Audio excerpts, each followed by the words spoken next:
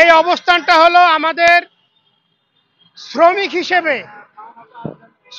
হিসেবে আমাদের যে অধিকার, একজন শ্রমিক স্বাধীন সার্বভৌম এই গণঅভ্যুত্থানের বাংলাদেশে একজন শ্রমিকের যে দাবি, সেই দাবিগুলো আমাদের দাবি। আমরা একজন শ্রমিকের মর্যাদা নিয়ে আমাদের শেষ জীবনটুকু পার করতে চাই। আমরা এই যে ঠিকাদারের কাটায় ঝুলে থেকে জীবন পার করতে চাই না।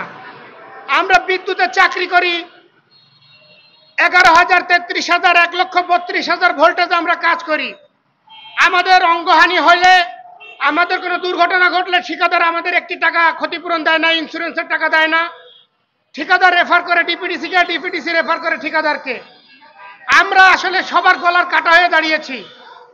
আমাদেরকে দিয়ে তারা ফায়দা লুটে নিবে, আমাদেরকে দিয়ে ঢাকার দক্ষিণ সিটি, উত্তর সিটি এবং নারায়ণগঞ্জ সিটি কর্পোরেশন আলোকিত করবে, নিরবিচ্ছিন্ন বিদ্যুৎ সরবরাহ করবে, অথচ সুবিধা দেওয়ার বেলা আমাদেরকে তারা দিয়ে খুঁজবে না। আমরা এই জন্য আমাদের যে দাবি, আপনারা আমাদেরকে যে বেতন দেন সরাসরি আমাদেরকে দেন, মাঝখান থেকে ঠিকাদার হটিয়ে দেন।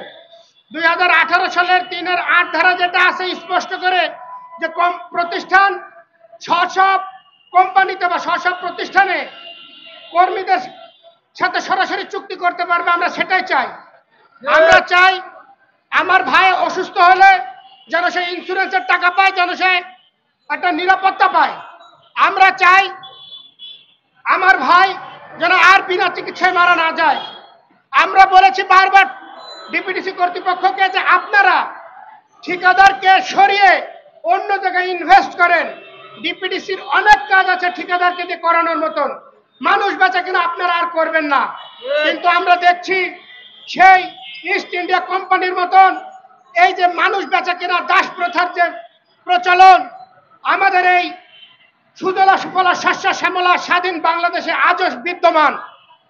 আমরা জানি না হাসিনাকে হটানোর পরেও, ফ্যাসিস্টকে বিতাড়িত করার পরেও কোন অদৃশ্য শক্তি সরকারের পিছন থেকে কলকাঠি নাড়ছে আমাদেরকে বারবার বিতর্কিত করার জন্য।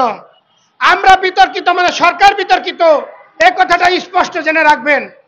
আজ যারা আমরা রাজপথে নেমেছি, আমরা কিন্তু সহজে রাজপথে নামতাম না, সরকার আমাদেরকে বাধ্য করেছে রাজপথে নামার জন্য। আমরা 17 আগস্ট, 19 অক্টোবর শাহবাগে যখন মানববন্ধন করেছি, সরকারের থেকে আমাদেরকে বার্তা দেওয়া হয়েছে আমাদের দাবি দাবা মেনে নিবে, কিন্তু আজও পর্যন্ত লিখিত কোনো আশ্বাস আমরা পাইনি।